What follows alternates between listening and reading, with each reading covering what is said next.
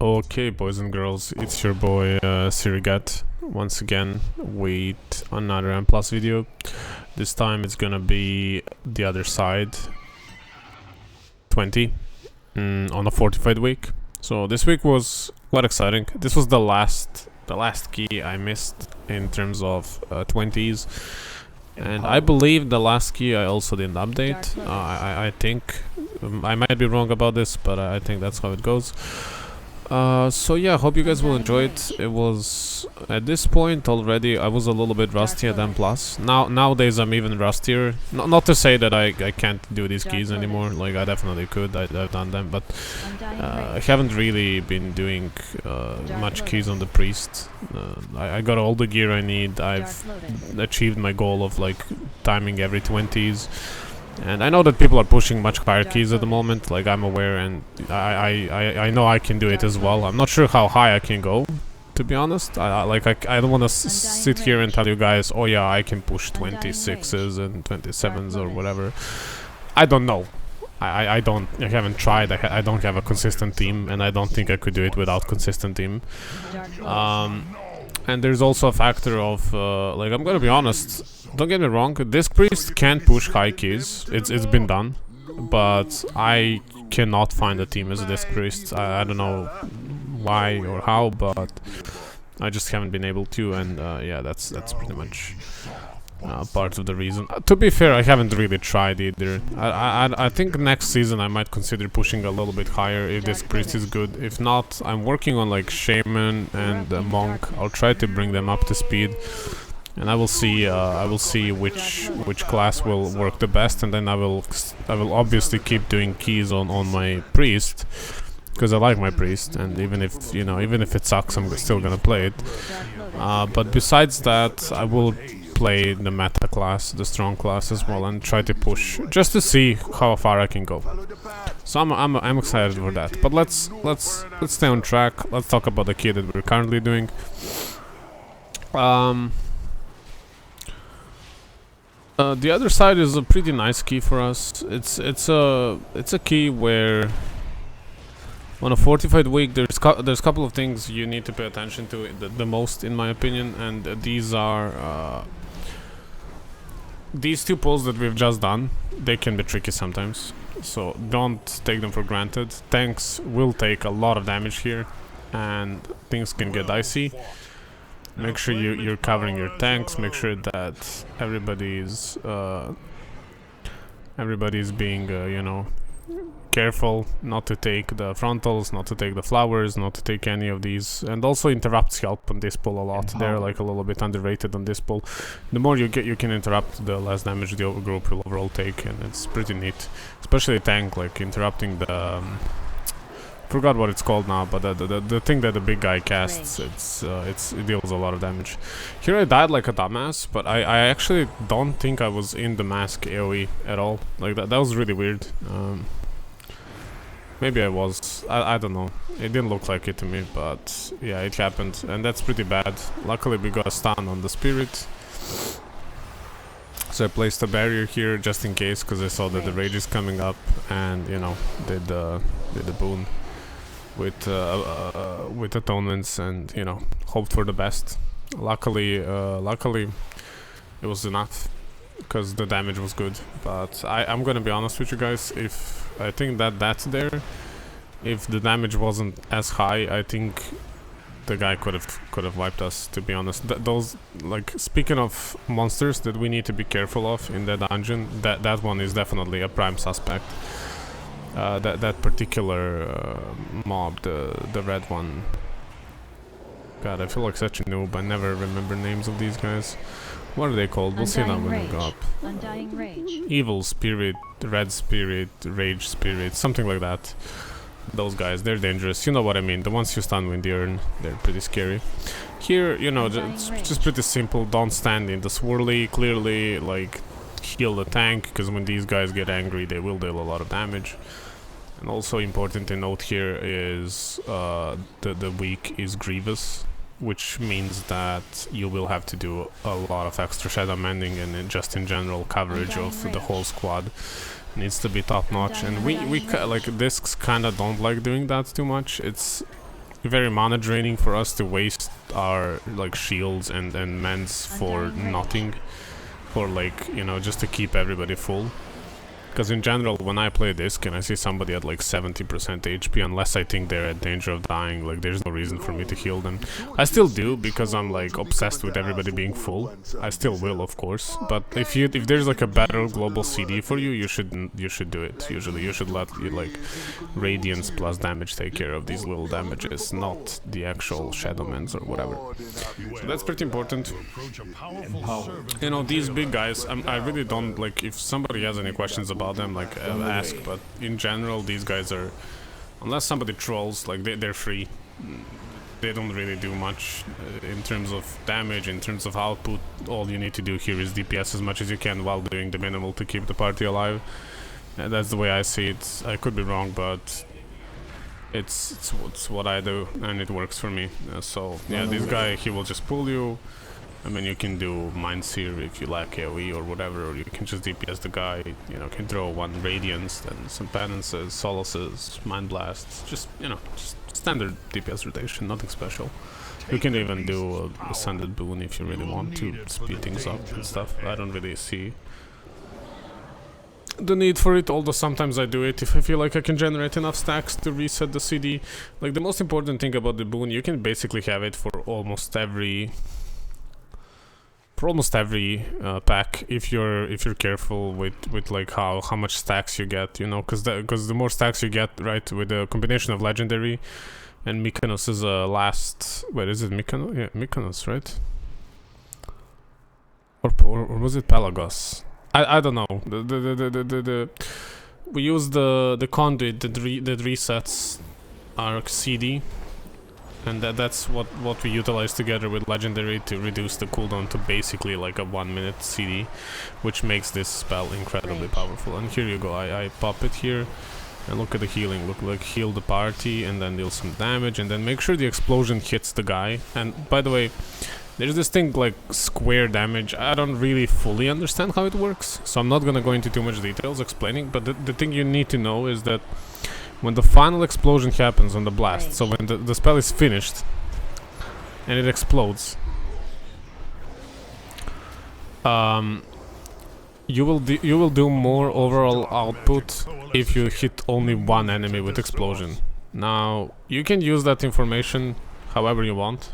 There's like a lot of things you can do with that information, but basically what it means is that if you want to maximize the damage you deal, meaning that, you know, with your atonements you maximize the healing throughput as well, you definitely want to be hitting one target. Now, if you want to do AoE damage then, and you don't care particularly about the healing or the damage output on one target, then of course you can still let the explosions hit everybody.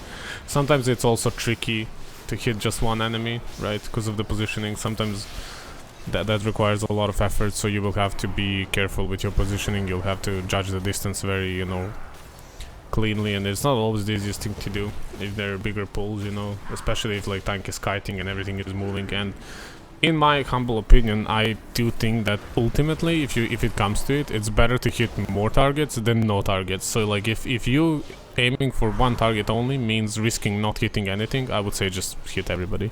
It's what I do. Play it safe. I don't know. In 20s, that's enough. That's how much I can tell you. Maybe on higher keys you need to optimize the explosion further. I haven't really seen any need for it so far. I think the spell is good enough as it is, without these further optimizations and stuff. But, you know, I'm just saying that the option for optimizing it further exists, and you can do that if you want to, right? It's good to know. It's good to know, definitely. And here I do a little push there, you know, hoping this guy gets stunned. I don't know what's happening here. Things were kind of weird for a bit, but they work out in the end. See, the reason I stand close here is I'll show you now. I think I'll do it if I'm smart. Maybe I got lazy and I didn't do it, but one thing you can do here is obviously like for the AoE stuff and things, but I also all of these, they're fearable except the big one. Actually, maybe big one plus one mob might not be fearable. I kind of forgot. I'm sorry, guys. It's been a while. since I played these keys properly, but basically, if you can fear mobs and interrupt them, do it. Like it's extra interrupt, and one of the like bigger disadvantages of priest is that we do not have an interrupt. We don't bring an interrupt to the group, so because of that, we have to be very careful with, you know, we gotta be careful because, like, if you think about it, in this group, our interrupts are kind of lacking a little bit. It's right. We got rogue, we got mage, which they're both okay. They're pretty decent. And then we got druid, which is nice on like when it's an AoE, right, with a beam. But if you're looking for just pure single target interrupt that needs to be repeatedly interrupted, then you're kind of lacking because their interrupt is not very good in that case. So you know, you combine that with priest, that's one of the bigger weaknesses of priest as a healer, I would say. Even is lack of that interrupt. It's kind of hurting us quite a bit because we don't have that. And as a holy, you get at least chastise or whatever it's called, where you can stun, right? And it's kind of like pseudo interrupt. But as disc, we only got like the knock and fear. And don't forget, these tools are quite useful sometimes, but it can also be detrimental. Look at this push right now, like, you know, in a little bit of different circumstances, I would say this was a good push that I did, but in a little bit of different circumstances, that push could have actually been quite bad. Because think about it, like if you play with a frost mage, if you play with a hunter that's not doing like wild spirits or whatever, like these knocks, they're gonna knock the mobs out of their damaging abilities, and then you're gonna have a pretty big problem on your hand where you are not able to simply deal enough damage, right? And like, you know, sometimes the interrupt simply has to be done no matter what, but most of the time it's not worth, you know, interrupting one mob if you're gonna lose, you know, so much damage from the AoE from all the groups that are there and stuff like that. It's pretty risky business. So I would say, like, use these spells, use them, but also know that depending on your composition and what your group is trying to achieve in each pull, you can do a lot of harm with these pushes. Fears, not as much, because you should always be able to deal enough damage to break the fear. So it's very rare where fear will be a problem, but push can be sometimes detrimental, so just something to be aware of. And here I do pain sup. Now somebody might say, like, that's kind of a weird pain suppression, you know, like, why don't you wait for them, like, they're gonna be stunned, right? So why don't you let him...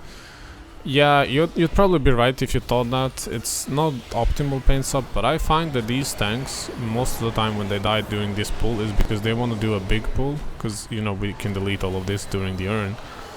And it's good logic, but sometimes they overpull and they don't pop CDs because they're also thinking they're gonna get stunned, right? So there's no need for me to pop CDs. They're gonna get stunned anytime now. And when you play in the pack group, sometimes the stun comes late, sometimes early, then not everything gets stunned, and so on and so on. So sometimes they just die, and I've had this happen quite a few times, so I've kind of developed like a low-key PTSD from it. So I just play it safe nowadays. Healing them is risky for you because you can catch aggro, right? Especially if you're, like, you know, throw like a 1 or 2 crit Shadowlands or penance, and suddenly you're catching aggro because he's not hitting these things. He's just, like, you know, like tagging them and then running, which doesn't build up threat. He gets threat, but low threat, and healing actually does like quite decent threat, especially if no DPS is DPSing, as they shouldn't in that position. So just something to consider. It's like a little bit, once again, optimization thing to keep in mind. As with everything else, I would say there's no one like perfect, flawless way of playing any of these keys. It always depends on your composition, what you have available, what kind of gear you have available. You can time this, especially 20s nowadays, with the current gear and like the current strats known and everything, in all the recent buffs that some of the classes got and stuff like that. Like, you can time most of these keys quite comfortably with basically any composition. So it's all about understanding what your composition needs, what your composition is relying on. Who are we playing for? Like, not who we're playing for. We're playing, you know, all for each other in a way. That's not what I meant. But whose CDs are we utilizing? you know, who is popping here, what they're popping, how the CDs, where they're gonna be placed, what tank has available, and all of these things. As a healer, the more you understand, the better you will be able to help. Because the way I see it, as a healer in a group, you know, a lot of players I've noticed, especially on lower Ryo, because I have some alts now that I'm playing in like 15s and lower keys in general. And I've noticed there is a lot of healers who think that, you know, healing is just healing, and technically you're not wrong, but that kind of attitude is probably gonna keep you in low Ryo for quite some time, because modern healing in World of Warcraft, my interpretation at least, now you can take this however you want, and some people might disagree with me, but the way I see it is, in modern World of Warcraft, you as a healer, you're not just a healer, you are a support player that is there to help everybody, right?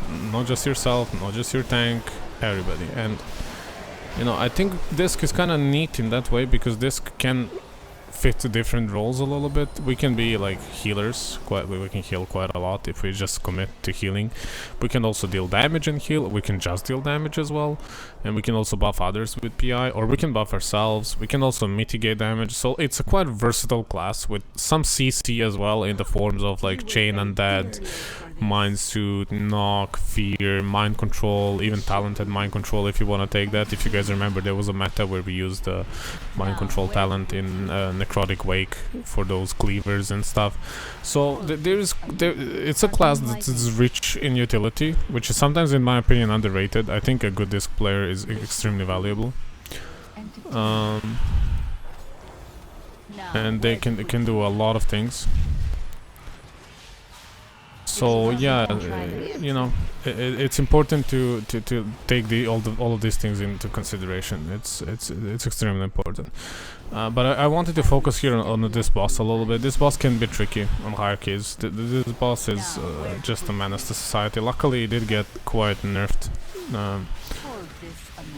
More than once, actually, I think, recently. But you kind of need to do a lot of HPS here, and it gets harder and harder as the fight progresses, because, you know, people take debuff, and this lightning is going, and then there is explosion, and, you know, if somebody misses the jump with a bomb, or misses this jump in particular, things get kind of sketchy. And you can see, like, I'm doing like 6.5k HPS at the moment, which is quite high for a key. And it just keeps climbing, 6.7, right, 6.8, like more and more is needed. So yeah, probably gonna throw another Radiance soon. Pop Fade for, you know, damage resistance. It's important people utilize their defensives here. It's not just your job to keep everybody alive, it's everybody's job to keep themselves alive. Yours is to just provide them that extra sustain and stuff, right? But that's not always easy in the PUBG. Luckily we did this key pretty good. I think like doing 7k HPS together with 3k DPS is okay. I kind of rounded out numbers, but you know what I mean, like 6.8 and 2.8 in a single fight is pretty neat indeed. And you know, especially like the fight lasted quite long because Druid popped his Ravenous Frenzy on the mobs before the boss as well, so he was doing, you know, like a little bit above tank damage in this key, which is interesting. And also something interesting here was as well that I think all of the bombs went on Druid and Mage. Like Mage was, I think, 1. I actually remember this moment. Like, keep in mind, I did this key a long time ago. Like, you can look up exactly when this key was done by seeing the what do you call them? Affixes. I also want to say that I will be uploading Sylvana's skill sometime soon.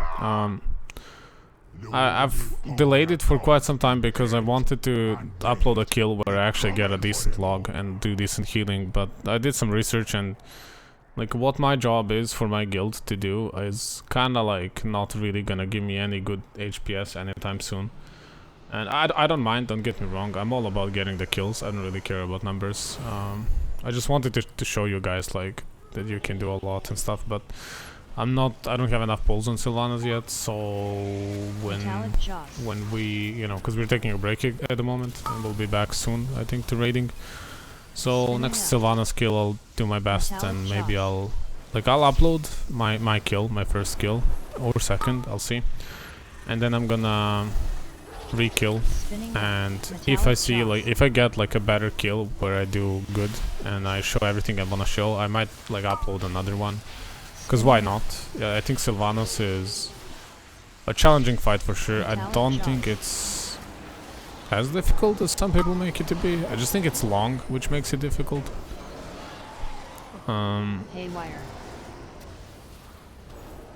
Yeah, it's a long fight, and for this it's kind of tricky to do everything that's required of you to do to be useful in that boss fight.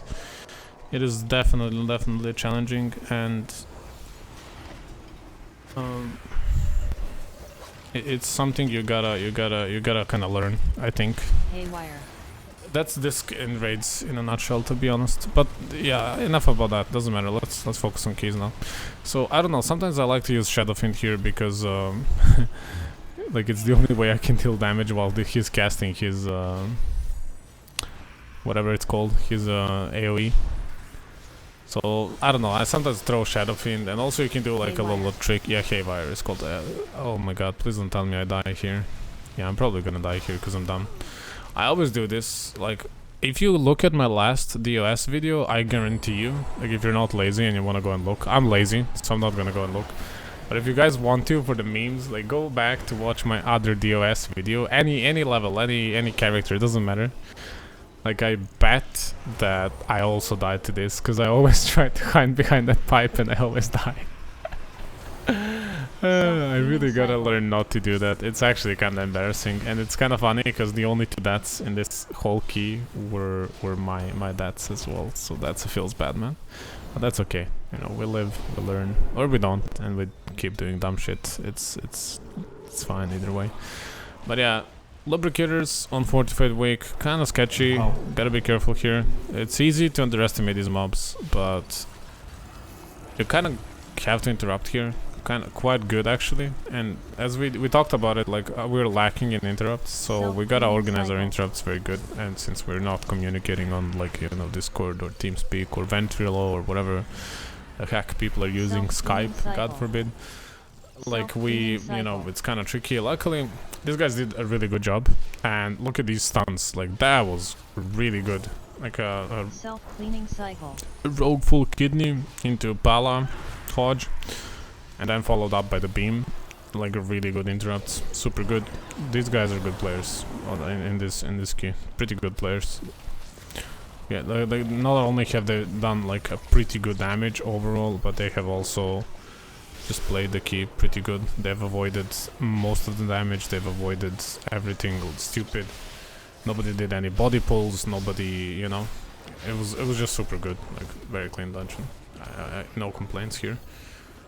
Super good.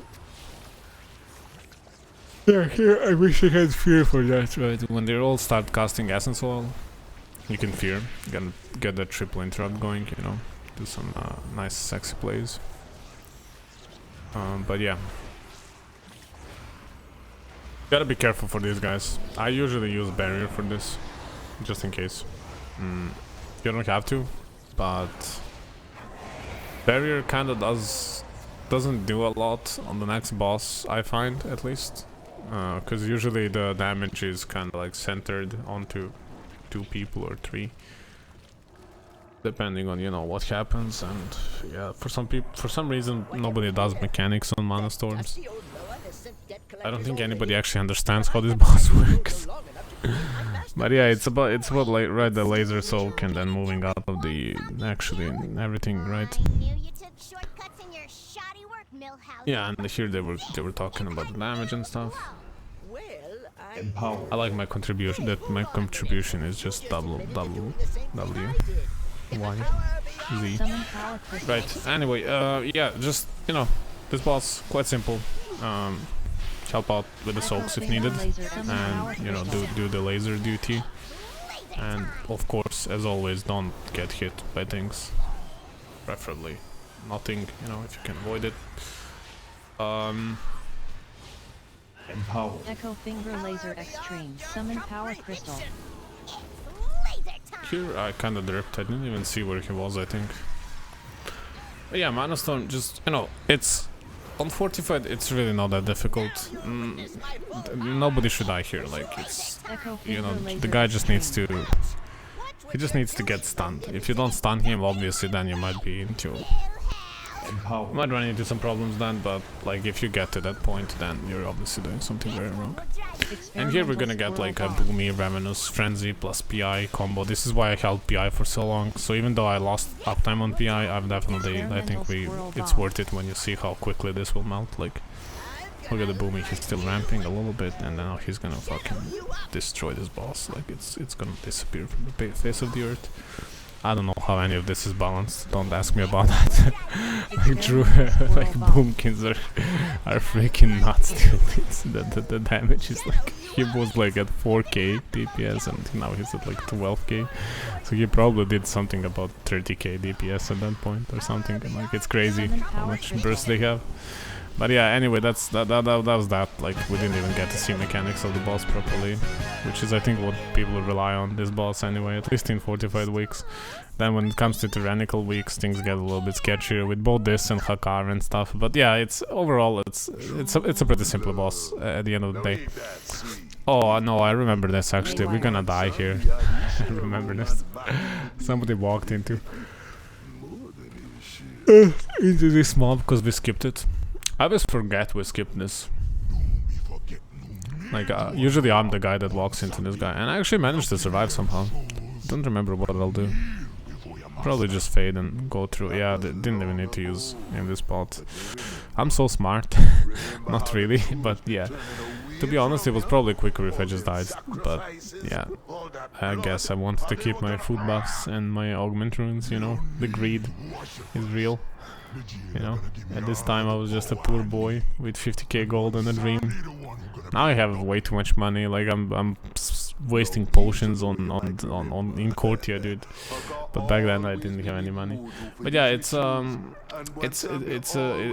know, this key is kinda simple, to be honest. Like, there's nothing special in DOS, I think. No, for healers at least. Like, there's nothing like significant to mention. Maybe I could have done better damage overall, to be honest. Probably should have. I think mainly in Arden build, but considering how crazy these guys are in terms of damage, like, these guys are really high on the overall damage if you take a look. Like, I know Arden build buffs that up a little bit. Of course, and that's a fair point, but still, I think everybody being above 10k is already pretty impressive for a pug, and then not only are these guys above 10k, some of them are at like 15k overall, so that's pretty crazy. You know, I have high respect for people that do good damage and do mechanics. Like, it's you love to see it as a healer, you know, because nothing is harder for me. Like, even people taking damage is not as bad as like a slow group, like a group without damage. That hurts me the most, because then I feel pressured to do more damage as well. And naturally, when the fights are lasting longer, people are gonna soak more mechanics. And when I say soak, I mean like negatively soak, you know, like die to them. And it just kind of gets overwhelming at some point, because I'm trying to do damage because my group can't, and then I also have to heal because they're taking more damage because nothing is dying, and things just kind of like escalate one by another, right? Like, it's, you know, like the cause of the error is usually the low damage, sadly, and it's, at least in my opinion, I could be wrong about it, but I don't know, that's kind of the way I see it.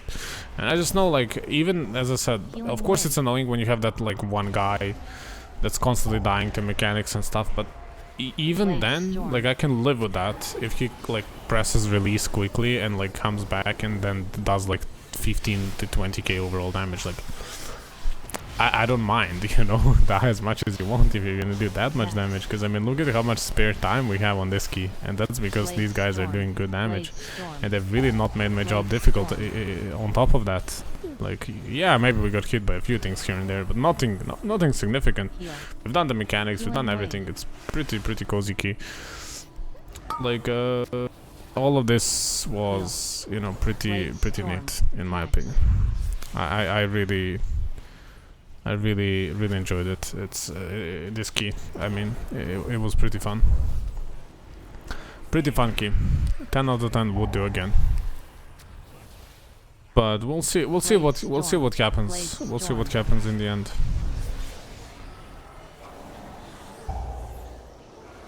We will see what happens. I don't remember how Hakar goes. I remember I've had a disaster Hakar not too long ago, but I don't remember if it was this key. Because I've also leveled the mage, right? So I'm playing some mage keys at the moment. I don't really want to upload those because it's not that I don't like do that good, which is also true, but I'm just doing it like for fun and kind of to learn keys from like DPSing perspective a little bit. Because it's different, it definitely is different. Like playing as a DPS, it's a whole other experience than playing as a healer. Now, of course, everything you learned and all of these things, they help, like clearly. That's why I can do like high keys straight away on mage as well, even though I've never played mage in my life. But I'm just saying that, you know, it's like being healer and being DPS, you get like a completely different perspective on the game. And I think that's a good thing. I think everybody should multi-class a little bit. Like, if you're serious about getting better at the game, I think in terms of keys especially, like, of course, in raid you can't play every single class, but in terms of roles at least you can have like one tank, one healer, one DPS. And it's fine if you don't enjoy like tanking or healing or DPSing, like it's fine, but I just think it's good to get that experience, to kind of understand the other perspective, because I think sometimes as a healer people prioritize too much like survivability, but when you play as a DPS you sometimes understand that, like, so let me try to explain it like this. Imagine you're like, you popped your CDs as a DPSer, right? And all of your damage depends on the next like 10 to 15 seconds of like how you press your buttons, right? And now the mechanic is coming that's like unavoidable AoE or something, and you need to use a defensive, right? That's on the global CD. So if a healer can cover that, right? If a healer can press his defensive for you, like, healer is not gonna lose, like, you know, 1k DPS, but maybe a DPSer will lose 1k DPS. Maybe he will lose even more if he's like a ramp class, because you'll drop the ramp, right? So, so basically, basically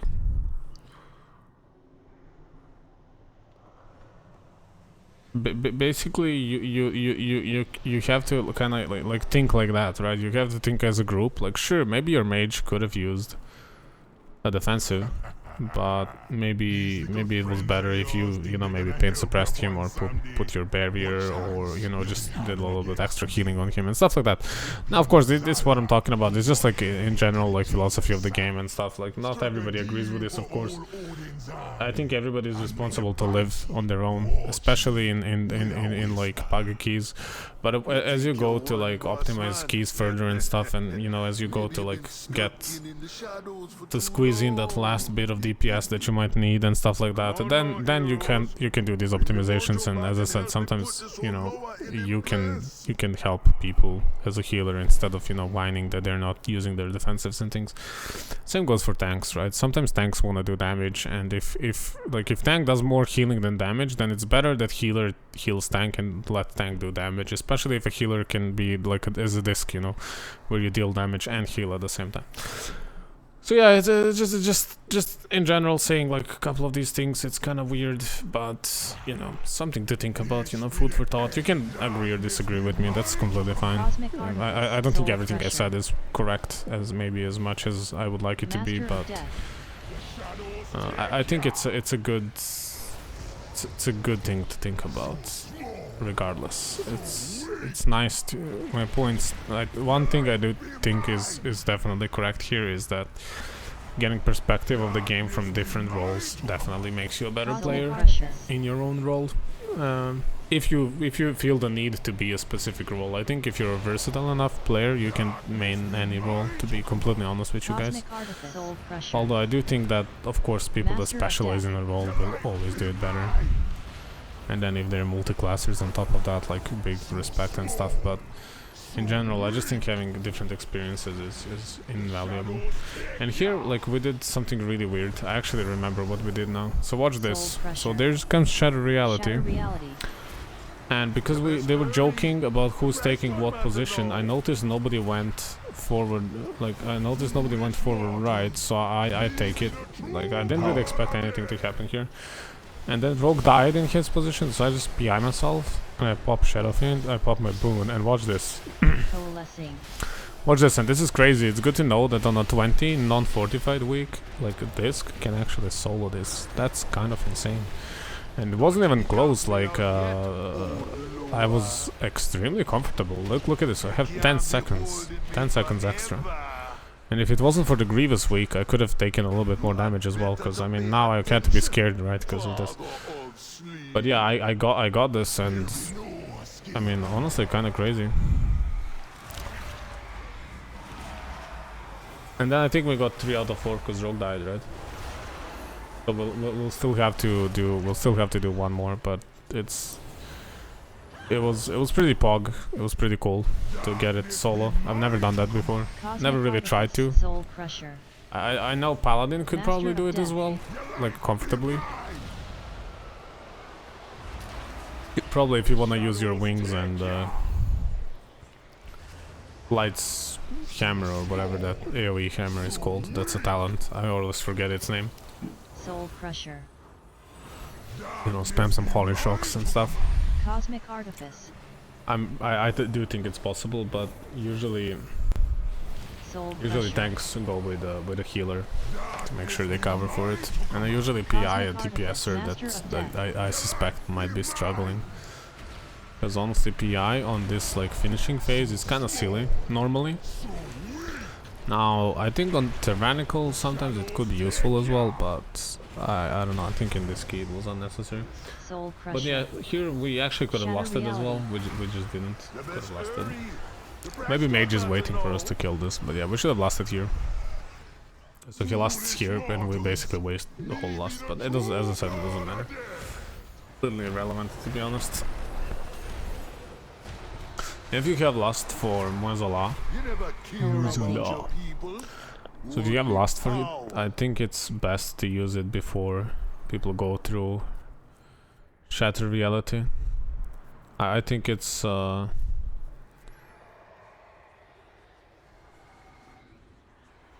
it's pretty cool thing to do. Man, I'm kind of out of form for these YouTube videos. Not gonna lie to you guys. It's been a while since I've done a World of Warcraft video. And it's kind of difficult and different. It's been a while. I'll definitely go back to it. Don't worry, guys. Like the more videos up and coming. Like as I said, I want to do all 4 healers, and I want to be able to do videos for all 4 healers. So yeah, and here it is, my last 20. That puts me at 2,415 Raya rating, and it was basically my goal for the season, which I have achieved way earlier than I ever thought I will. And now I'm just working on like some outs and stuff. But yeah, thank you guys for watching. I really appreciate that. But yeah, thank you for watching, and you know, don't forget to comment, like, subscribe, and all of that jazz. And I will see you guys on the next video. Much love. Kiss.